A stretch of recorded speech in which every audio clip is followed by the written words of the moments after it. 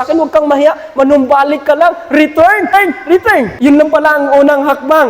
At kung ang Diyos, mga kapatid, kung tayo po ay nakagawa noon, ang Diyos ay may pangako. May proposal siya na manumbalik kung tayo po ay nakapagnakaw, tayo po ay lumayo sa ating Panginoon. Ito po ang pangako ng Diyos. Mayroon siyang promise of intimacy. Turn to me and I will turn to you, is the Lord of the hosts. Ang gusto ng Diyos, kung tayo ay manumbalik sa Kanya, siya din po ay sa atin. Ang wika niya sa Malakay, chapter 3, verse 1, ipapadala ko ang aking mensahero na mauna siya sa iyo upang ihanda ang daan mo. At ang Panginoon na iyong inihintay ay biglang darating sa kanyang templo, darating ang inyong pinaka-hinihintay na sugo na magsasagawa ng aking kasunduan. Alam niyo po, mga kapatid, the time of Malakay, ang sabi niya, bihin mo ito sa bayan.